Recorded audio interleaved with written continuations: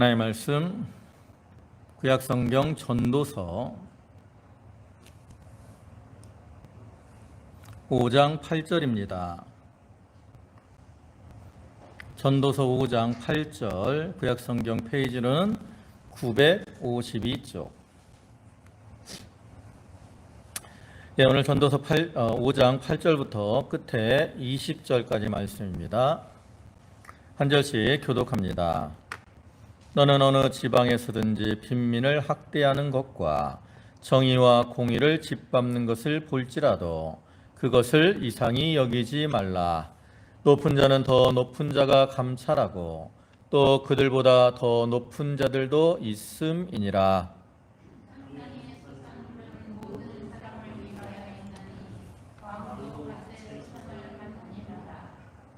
은을 사랑하는 자는 은으로 만족하지 못하고 풍요를 사랑하는 자는 소득으로 만족하지 아니하나니 이것도 헛되도다.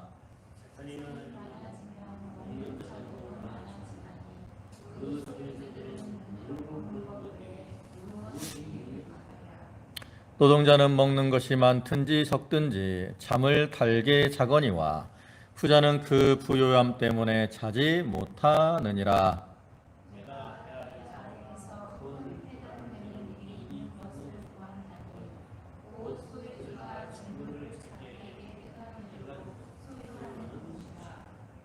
그 재물이 재난을 당할 때 없어지나니 비록 아들은 낳았으나 그 손에 아무것도 없느니라.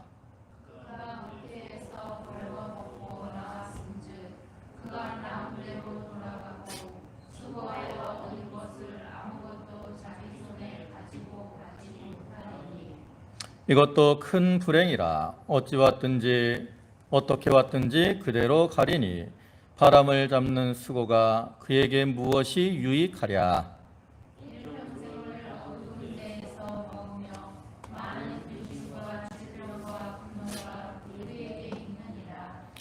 사람이 하나님께서 그에게 주신 바 그 일평생에 먹고 마시며 해 아래 사는 모든 수고 중에서 낙을 보는 것이 선하고 아름다움을 내가 보았나니 그것이 그의 몫이로다.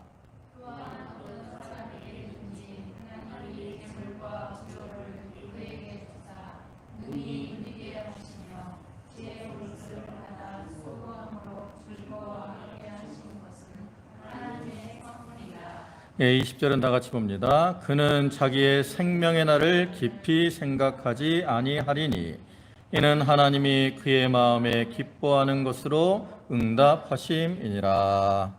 아멘. 예, 오늘 여기 전도서 5장 8절부터 끝에 20절까지 말씀을 보셨는데요. 이것은 앞에 3장 16절부터 전도자가 그 해 아래에서 이 세상을 사는 사람들이 허물을 겪을 수밖에 없는 그러한 여러 가지 원인들에 대해서 말씀을 했는데 앞에서는 5가지 원인들을 말씀했거든요. 네, 여기서는 이제 또 그 인생이 허무할 수밖에 없는 그 원인을 이제 이유를 신뢰를 들어서 2가지를 추가합니다. 여기서 말하는 2가지 신뢰는 하나는 이 세상에서는 공의가 엄정하게 시행되지 않는다라는 것, 즉 다시 말해서 불의가 만연하다라는 것이고요. 또 한 가지는 많은 재물을 소유함으로 그것으로 기뻐하고 만족할 줄 알지만 그러한 재물이 많다고 해서 그러한 기대를 충족하는 것이 아니다라는 이러한 사실입니다. 그러나 그러면서 이제 전도사는 이제 끝부분에 가서 우리가 참으로 행복할 수 있는 인생의 허물을 극복할 수 있는 비결을 말하는데 그것은 바로 그 창조주가 되시고 또 역사의 섭리자가 되시는 하나님을 중심으로 하는 삶, 즉 이 신본주의적인 인생관을 가지고 하나님과 바른 관계를 갖고 살아갈 때 우리 인생들은 참으로 행복하고 기쁨이 충만한 그러한 삶을 살 수 있다라고 교훈을 하고 있습니다. 참으로 우리가 살아가는 이 세상은 불의가 만연한 이러한 세상이죠. 이렇게 불의가 만연하기 때문에 우리가 그것을 볼 때 기쁨보다는 어떠한 낙심되는 그러한 일들이 많고요. 또 이렇게 재물로 인해서 사람들이 만족을 하려고 하지만 인간의 욕심은 뭐와 같다 그랬어요? 예? 뭐와 같다 그랬죠? 무적행과 같다 그랬죠. 그래서 이렇게 무적행과 같은 그러한 욕심을 채울 수가 없다고. 재물이 많으면 좋을 것 같은데 만족하기보다는 재물로 인한 염려와 근심들이 들어오는 경우가 더 많이 있습니다.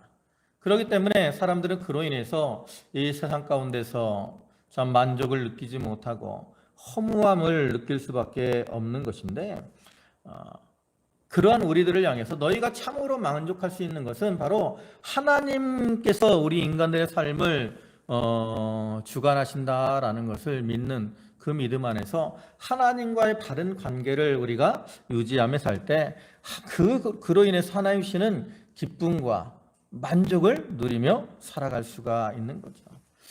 여러분, 우리가 누리는 어떠한 참된 기쁨과 만족, 이것들은 다 궁극적으로 보면 하나님께서 우리에게 선물로 주신 겁니다.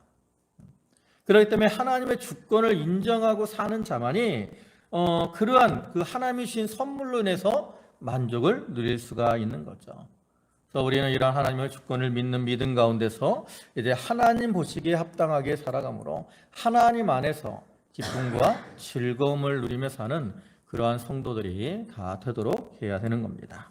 이제 본문을 보시면 8절입니다. 너는 어느 지방에 서든지 빈민을 학대하는 것과 정의와 공의를 짓밟는 것을 볼지라도 그것을 이상히 여기지 말라.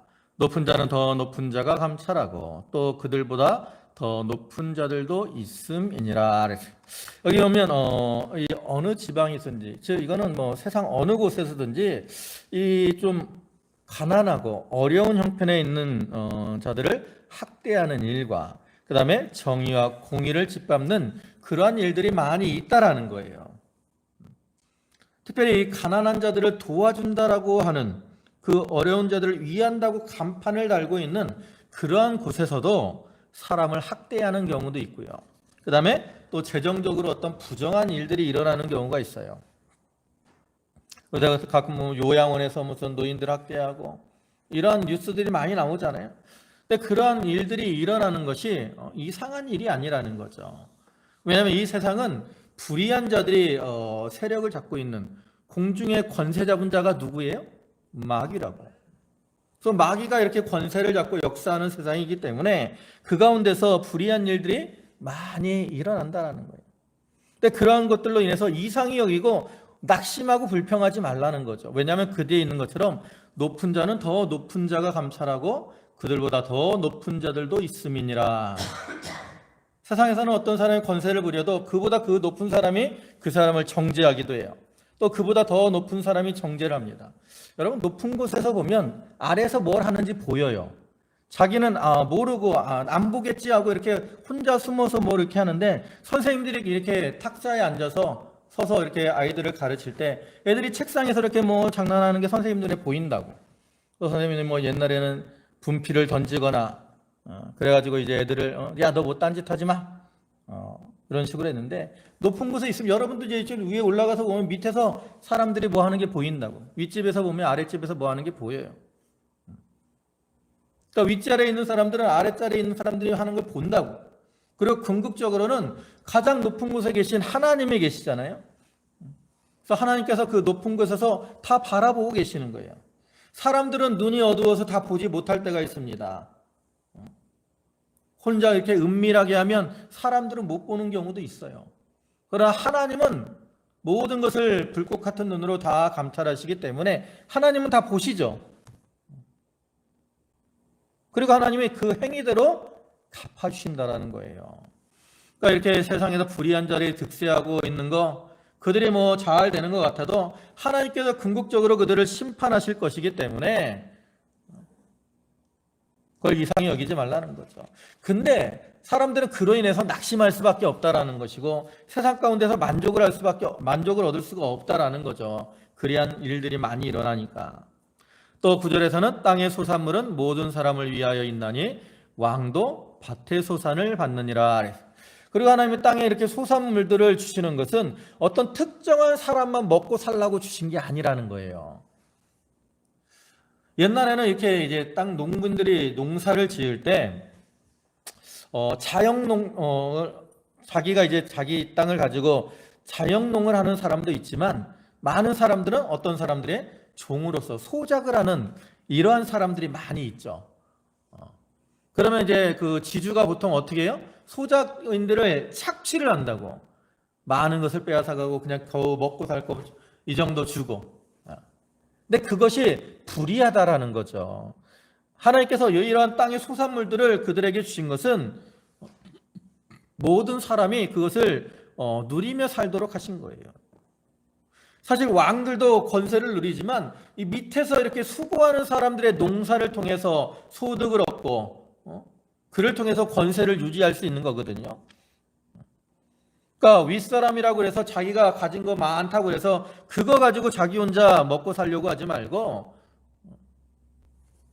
어려운 사람들을 도와주고, 또 마땅히 우리가 지주가 소작인들에게 주어야 될 것들을 마땅히 그 몫으로 줘야 된다라는 거죠. 그래서 잠언 11장 16절을 보면 곡식을 내주지 아니하는 자는 백성에게 저주를 받을 것이나 파는 자는 그의 머리에 복이 임하리라. 어려운 처지에 있는데 자기 혼자 잘 먹고 살려고 기근이 심할 때 나 혼자만 거르려고 곡식을 내놓지 않고 그래서 다른 사람들을 어렵게 하면 그 사람은 저주를 받아요. 반면에 이렇게 나누고 베푸는 사람은 복을 받는 거죠.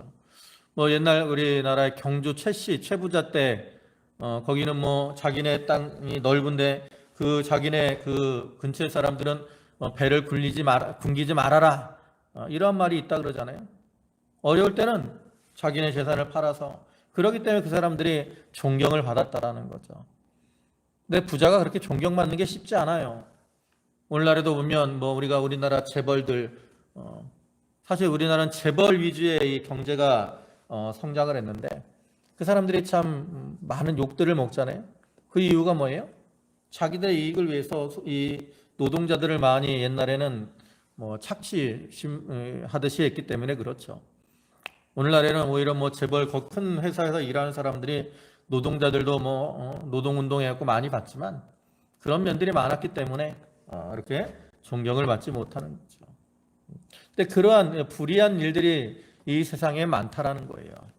그렇기 때문에 이 세상 가운데서 우리가 만족을 얻을 수가 없고, 그로 인해 우리가 인생의 허물을 느낄 수밖에 없다라는 거죠. 그 다음에 10절에는 은을 사랑하는 자는 은으로 만족하지 못하고 풍요를 사랑하는 자는 소득으로 만족하지 아니하나니 이것도 헛되도다. 재산이 많아지면 먹는 자들도 많아지나니 그 소유주들은 눈으로 보는 것 외에 무엇이 유익하랴 그랬어. 여기 은, 그다음에 풍요, 소득 이러한 단어가 나오는데 이 은은 고대 이제 화폐를 이렇게 역할을 했기 때문에 은이라는 말은 결국 재물을 뜻하는 거예요.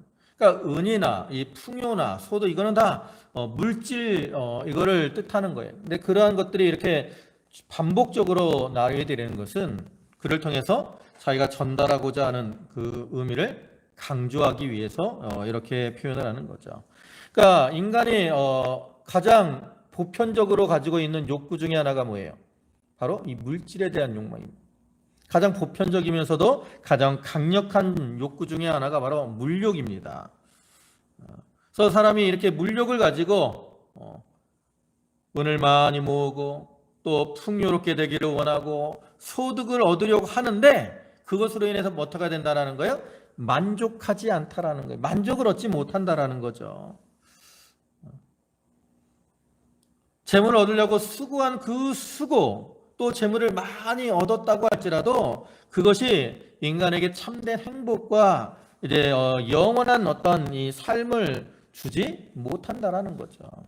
그러면서 이제 그 이유들을 뒤에서 쭉 설명하는데, 우리가 세상에서 보면 부자들은 참 잘 먹고 잘 사니까 거기에 만족하고 염려와 근심이 없을 것 같지만 그렇지 않아요. 그 사람이 많은 재물을 가지고 있다 그래서 살아있을 때 만족을 누리며 사는 거 아닙니다. 또한 세상을 떠날 때는 그 재물을 가져갈 수 있어요?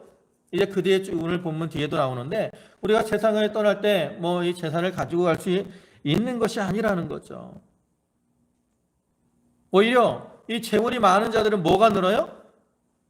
먹는 자들도 많아지나니 그로 인해 근심만 더 들어온다라는. 보통 이제 재물이 많으면 그것을 관리하기 위해서 뭐 회사가 크면 클수록 직원들도 많고, 그죠? 그럼 어떻게 돼요? 재물이 많아지면 먹는 자들도 많아져. 그러면 또 소비가 더 많아지거든요. 그 사람뿐인가? 그 사람의 가족들까지도 이렇게 책임을 져야 되고. 그렇기 때문에 이 재물이 많은 사람들은 자기 혼자 먹고 사는 거에 대해 달린 게 아니라 자기 밑에 그 일하는 사람들의 생계까지도 누구에게 달렸어요? 자기에게 달렸다고. 그렇기 때문에 그 사람들은 더 많이 염려하고 근심하고 걱정을 하게 되는 거예요. 그냥 눈으로는 내가 많다라고 이렇게 보는 것 외에는 아무런 유익이 없다라는 거죠. 그래서 거기 있는 것처럼 그 소유주들은 눈으로 보는 것에 무엇이 유익하랴. 눈으로 내가 부자가 됐다, 내 재산이 많다, 이거 외에는 참된 유익이 없다라는 거죠. 그러면서 12절에서는 노동자들은 먹는 것이 많든지 적든지 잠을 달게 자거니와 부자는 그 부유함 때문에 자지 못하느니라. 여기서는 이제 그 물질로 인한 어떤 폐해를 말하죠.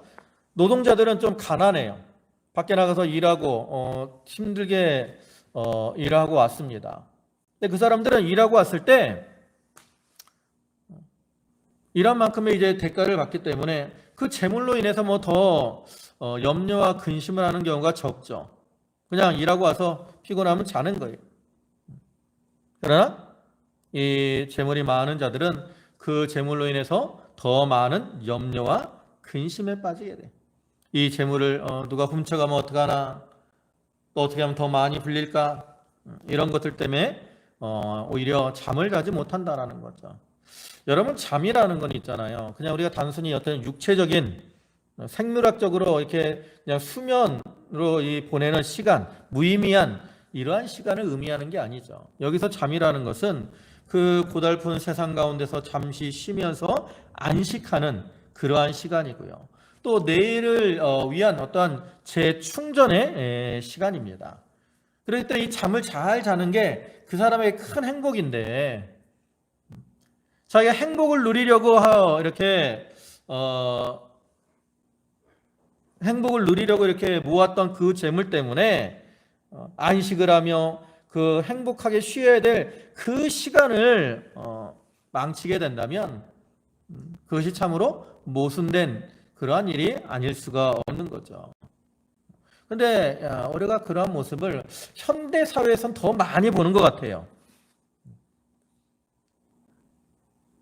요즘 사람들이 뭐 스트레스로 인한 우울증, 뭐 신경쇠약, 이런 것들이 많아요. 염려와 근심 가운데 살아가는 사람들이 많습니다.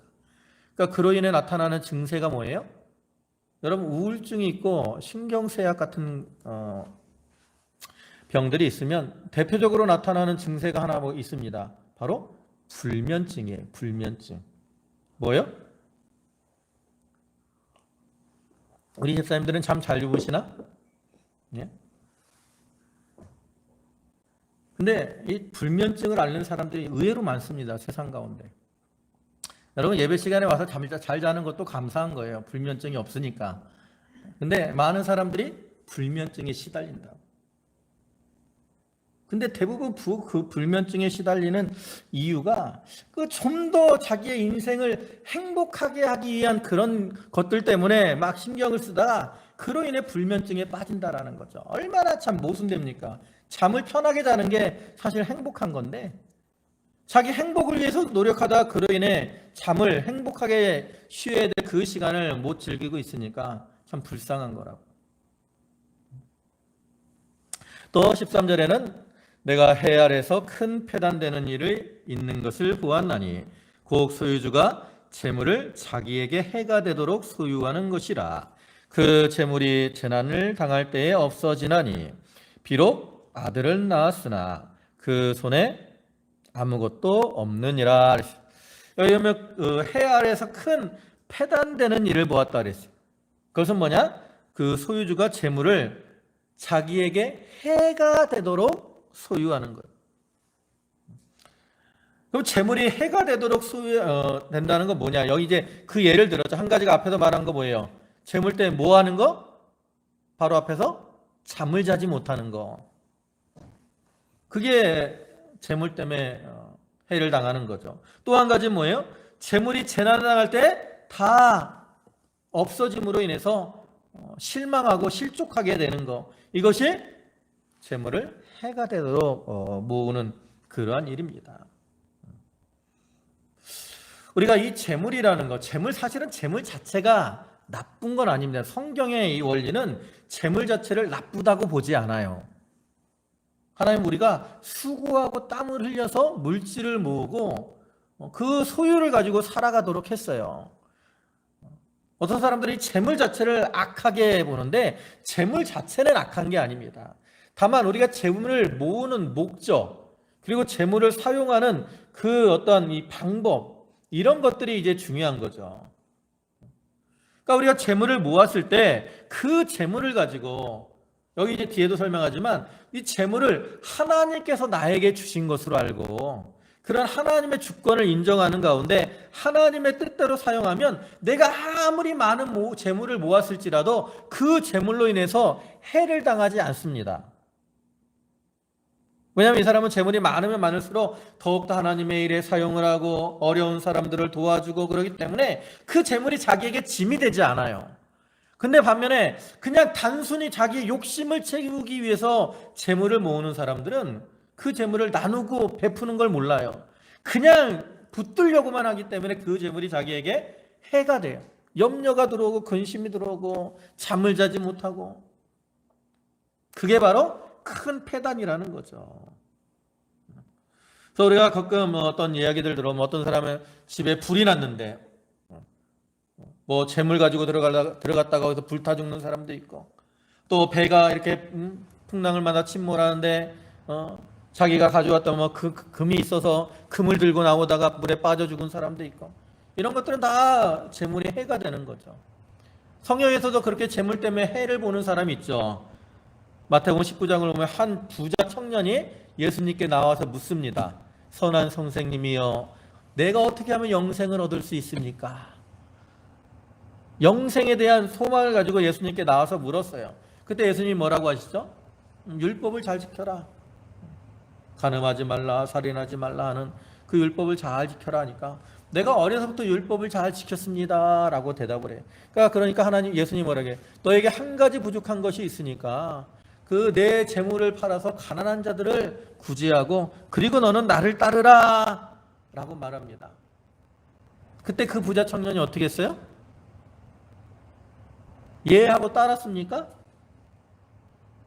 그렇지 않았다고. 그 부자 청년은 그 재물이 많은 거로 근심하며 돌아갔다라고 말씀하고 있어요.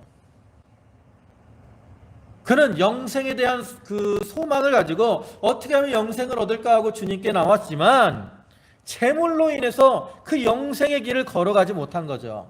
그러니까 그 사람에게 재물이 유익이 된 거예요? 해가 된 거예요? 해가 된 거죠. 그런 일들이 많다고. 우리가 재물을 아무리 내가 붙들고 의지하려고 해도 그 재물은 다 사라질 때는 순식간에 사라집니다. 그래서 성경에서도 보면 잠언 23장 5절에 내가 어찌 허무한 것에 주목하겠느냐 정령이 재물은 스스로 날개를 내어 하늘을 나는 독수리처럼 날아가리라. 우리가 참 재물을 모을 때 힘들게 모으잖아요. 그죠? 우리 이제 뭐 권사님이나 집사님, 장로님 이렇게 농사 지으면 참 더울 때 땀 뻘뻘 흘려가면서 얼굴이 새카매질 또렁또렁 밭에 나가서 일을 하고 그 수확해서 힘들게 재산을 모은다고. 근데 돈이 나갈 때 보면 언제 그런지 막 순식간에 나가요. 한 번 무슨 사고가 나고 그러면 뭐 돈이 뭐 1, 20만 원 나갑니까? 한꺼번에 막 100만 원, 심하면 1000만 원 이런 돈이 막 순식간에 나간다고. 날아가는 것처럼 사라져요. 그렇게 쉽게 날아가는 게 재물입니다. 그렇기 때문에 그러한 재물을 붙들고 살려고 하는 자는 그 재물로 인해서 해를 당할 수밖에 없다라는 거죠. 우리는 이렇게 재물이 나에게 해가 되는 것 같다라고 하면 그 재물을 이렇게 좀 포기할 줄도 아는 그러한 자들이 참으로 지혜로운 자라는 거죠. 그 다음에 15절에 그가 모태에서 벌거벗고 나왔은즉 그가 나온 대로 돌아가고 수고하여 얻은 것을 아무것도 자기 손으로 가지고 가지 못하리니 이것도 큰 불행이라. 어떻게 왔든지 그대로 가리니 바람을 잡는 수고가 그에게 무엇이 유익하랴. 그래서 이게 우리에게 두 가지를 말합니다. 하나는 인간들은 다 언젠가는 뭐 한다? 죽는다. 여기 그런 이제 나온 거예요. 벌거벗고 나왔은즉 나온 대로 돌아가고, 이 말은 모든 인간들은 반드시 뭐 한다? 죽는다라는 거죠. 그다음에 또 한 가지 나오는 건 아까도 얘기했지만 죽을 때는 재물을 가지고 갈 수 있다 없다? 없다. 그걸 말하고 있어요. 그래서 우리가 이 땅에서 수고를 많이 해서 재물을 많이 모았을지라도 우리는 갈 때 다 어떻게 가요? 빈손으로 가는 거죠. 그래서 아기들이 이렇게 태어날 때는 손을 어떻게 하고 태어난다 그래요? 주먹을 꽉 쥐고 태어난다 그래요. 왜? 내가 세상에서 한몫 잡아버리라 하고 두 손을 꼭 잡고 잡으려고 꼭 잡고 태어나는. 근데 이제 죽을 때는 어떻게 죽는다 그래요? 보통 손을 쫙 펴고 죽는다는 거예요. 아무것도 못 가져가는구나. 우리가 태어날 때 빈손으로 적신으로 태어난 것처럼 다 돌아갈 때도 빈손으로 나가는 거죠. 그래서 욥기 1장 21절 보면 이르되 내가 모태에서 알몸으로 나왔사온즉 또한 알몸으로 그리로 돌아가올지라. 주신 자도 주시니도 여호와시니 거두시니도 여호와시니 여호와의 이름이 찬송을 받으실지니이다. 이렇게 우리가 인생을 수고를 많이 하고 거뒀을지라도 돌아갈 때는 다 빈손으로 가기 때문에 그것이 뭐예요? 바람을 잡는 것과 같다라는 거죠. 그것이 바람을 잡는 것과 같고, 그렇기 때문에 그것이 인생에게는 유익이 되지 못한다라는 거죠. 그러면서 또 이제 한 가지 오히려 이제 더 병폐를 부작용을 말하는데 17절 보면 일평생을 어두운 데서 먹으며 많은 근심과 질병과 분노가 그에게 있느니라. 이거는 이제 재물을 사랑하고 거기에 집착할 때 얻게 되는 이 부작용을 보여주는 거예요. 재물을 이렇게 과도하게 집착하다가 얻게 되는 부작용. 그 중에 한 가지가 뭐예요? 일평생을 어두운 데서 먹으며. 이 사람은 재물로 인한 집착으로 인해서 작은 일상적인 즐거움까지도 누리지 못한다는 거예요. 우리가 먹는 거는 지극히 사실은 일상적인 겁니다. 우리가 매일 먹잖아요. 그죠? 매일 아침, 점심, 저녁을 먹어요. 어떤 분은 그냥 점심, 저녁만 먹기도 하고 어떤 분은 5끼를 먹기도 하는데 그냥 우리가 먹는 거는 일상적인 거예요. 근데 먹을 때 우리가 이 기쁨이 있다고. 근데 이 사람은 이 재물로 인한 집착으로 먹는데 어디서 먹어요? 어두운 데서 먹어요. 그러니까 이 어두운 데라는 것은 어떤 우울하고 암울한 절망적인 이러한 상태에 빠져 있는 걸 가리키는 거죠. 그러니까 이 사람은 재물로 인해서 심령이 흑암에 빠져 있는 거예요. 그러니까 일상적인 일들에서 기쁨을 얻지 못하죠. 또한 그뿐만 아니라 많은 근심과 또 질병과 분노가 그에게 있느니라. 이 물질만 의지하고 사는 사람은 그로 인해서 근심과 분노가 들어오고 마침내는 질병에 빠지게 된다라는 거죠. 아까도 얘기했지만 요즘은 만병의 원인 중에 한 가지가 뭐예요? 병원에 가서 조금만 이상하면 그 원인 중에 한 가지가 뭐예요? 스트레스라고 얘기해요. 스트레스. 정신적인 어떤 이 염려, 근심, 스트레스. 이러한 정신적인 스트레스가 우리 육신에 계속 쌓이게 되면 육신의 질병으로 나타나게 됩니다.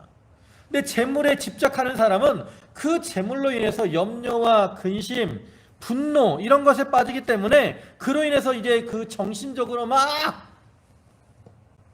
스트레스를 받게 되고 그로 인해 질병에 빠지고 평안을 잃어버리게 된다라는 거죠. 이런 것들이 이제 물질로 인한 그러한 피해예요.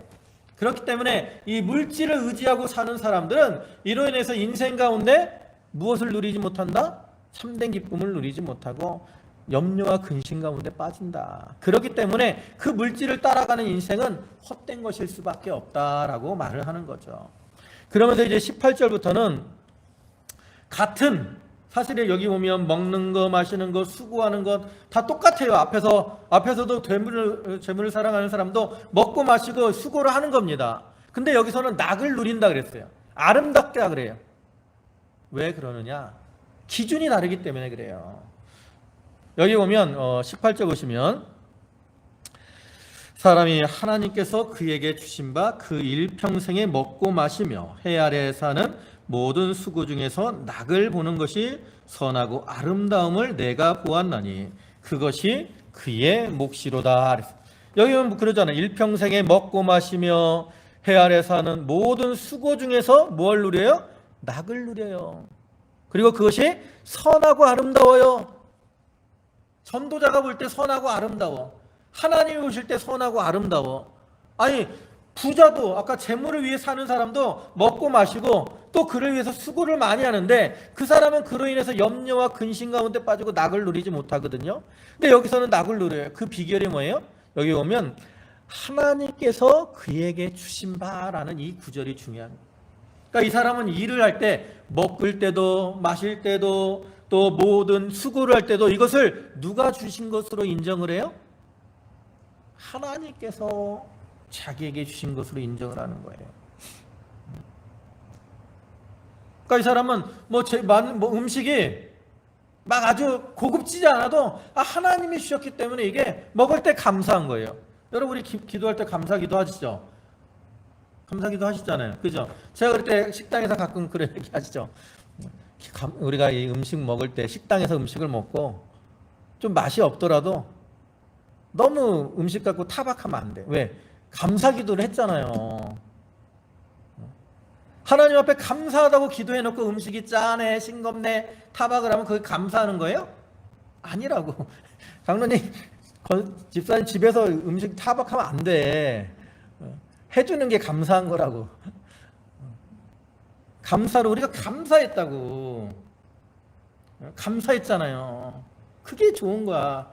그렇기 때문에 좀 음식이 이렇게 화려하지 않고 고급지지 않아도 그 사람은 거기서 기쁘고 즐거워하는 거예요. 왜? 하나님이 나에게 주셨구나. 그래서 먹고 마시는 것으로 낙을 누리는 거죠. 또 일을 할 때도 이것도 이 일도 하나님이 나에게 주신 것으로 인정을 할 때 그 일이 비록 힘들고 어려운 그러한 일일지라도 기쁨과 즐거움으로 하는 거죠. 그래서 우리는 이 땅에서 특별히 하나님이 나에게 주신 일들에 대해서 우리가 이 수고와 노력을 잘 기울여 나가야 됩니다. 그럼 우리가 이제 하나님이 시키신 것으로 알고 수고해야 될 게 뭐가 있어요? 첫째로는 우리가 믿는 일은 이제 두 번째예요. 내가 매일 하는 일들이 있죠. 세상에서 내가 하는 일들, 그것들을 하나님이 나에게 주신 줄로 알아야 돼요. 육신의 생계를 위해서 하는 일들. 이거는 내가 하고 싶어서 하기 싫은데 억지로 하는 것보다 이것도 하나님께서 나에게 주신 것이구나. 이렇게 생각하고 그 일을 해 나가야 된다는 거죠. 그 다음에 두 번째 우리가 하나님이 시키신 일은 뭐예요? 이제 자기의 어떤 구원, 믿음을 쓰고 구원을 이루어 나가는 일들. 이거는 우리가 또 일평생 해 나가야 됩니다.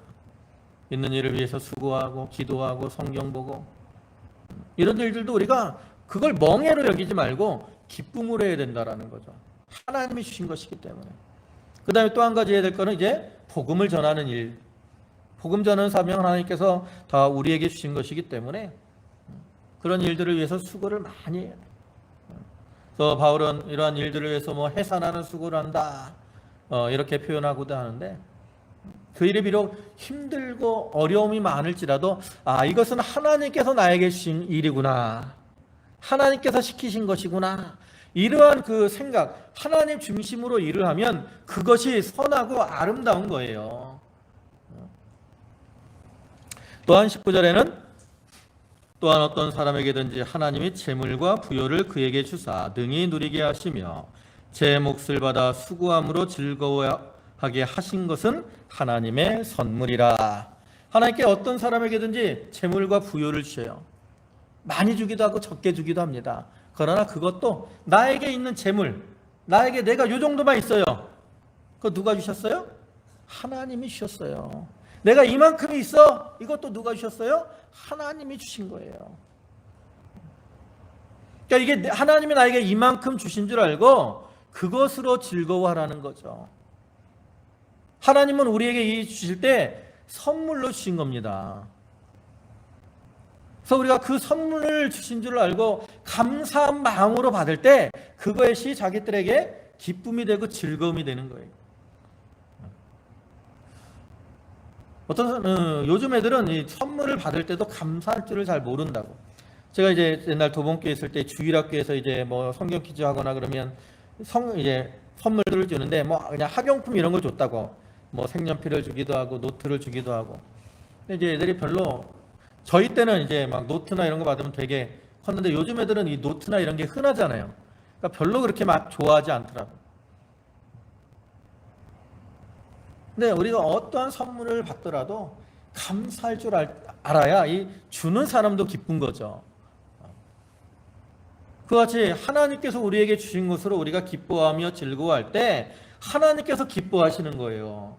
그리고 하나님도 우리가 인간들도 선물을 받을 때 좋아하는 사람을 더 주고 싶겠어요? 선물을 줘도 짜증내고 신경질 내는 애한테 더 주고 싶겠어요? 감사하는 사람한테 더 주게 되는 거라고. 그같이 우리가 하나님의 은혜에 감사하면서 또 하나님 맡기신 일을 수고롭게 잘 감당해 나가면 하나님은 그런 자들에게 더 은혜를 주시는 거죠. 그렇기 때문에 비록 내가 남들이 볼 땐 적은 것 같아도 거기서 더 기뻐하고 즐거울 수 있는 거예요. 어떤 집은 가난해도 웃음이 넘치는 그러한 집이 있는 반면에 어떤 집은 부유한데 매일 싸우고 다투는 집이 있잖아요. 그 이유가 뭡니까? 그 안에 사는 사람들이 감사하며 사느냐 그렇지 않느냐의 차이거든요. 그와 같이 우리가 인생 가운데 살아갈 때 나에게 주신 이러한 재물과 부요, 그 수준이 어떠하든지 이것도 하나님이 나에게 주신 것이구나 이렇게 생각을 하고 그것을 감사할 때 그 안에서 우리가 참된 행복을 누릴 수가 있다는 거죠.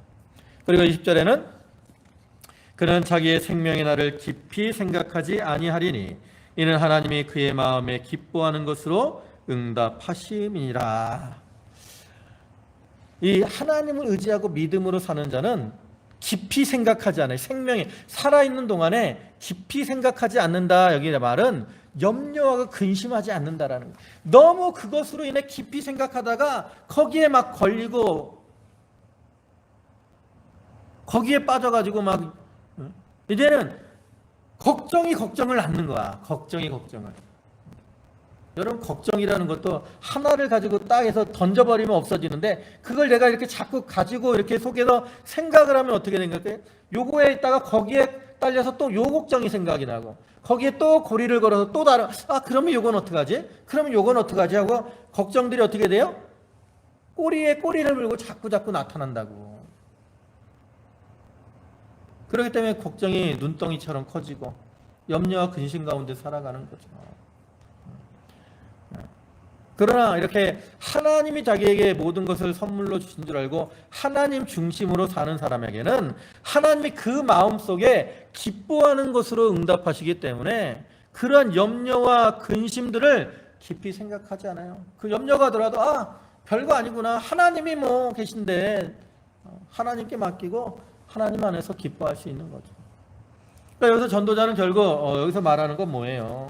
우리가 똑같은 어떤 환경에서 살아가더라도 무엇을 중심으로 사느냐, 이게 중요하다라는 거죠.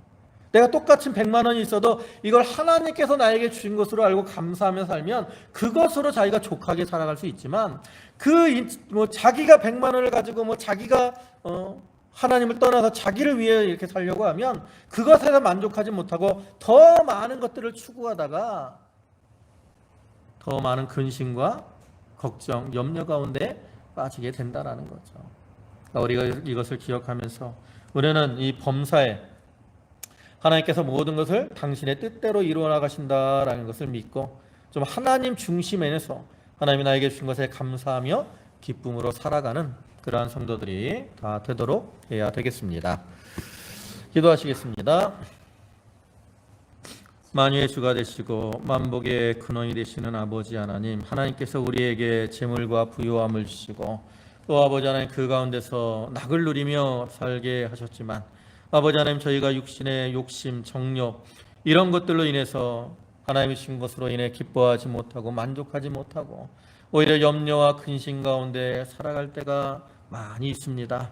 주여, 이러한 세상적인 염려와 근심은 다 헛된 것인 줄 알고 이제 하나님께 모든 것을 맡기고 하나님께서 나에게 주신 것에 감사하며 또 하나님이 맡기신 모든 일들에 충성을 다하여 하나님의 뜻을 이루어 드림으로 저희가 하나님 앞에 아름다운 자들로 살아가며 기쁨과 또 즐거움이 넘치는 삶이 다 되게 하여 주시옵소서. 저희 성도들 가정마다 하나님이 함께 하시고 아버지 하나님, 그들에게 여러 가지 염려와 근심들이 있을지라도 하나님께 맡기고 하나님을 신뢰하는 가운데 아버지 하나님, 이 땅에서 낙을 누리며 하나님과 동행하는 그러한 삶을 살게 하여 주시옵소서. 날씨가 많이 이제 추워졌습니다. 저희 성도들 건강 지켜주시고 또 이렇게 얼마 남지 않은 이 올 한 해도 은혜 가운데 잘 마무리해 나갈 수 있도록 주께서 인도하여 주시옵소서.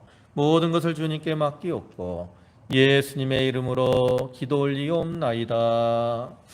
아멘.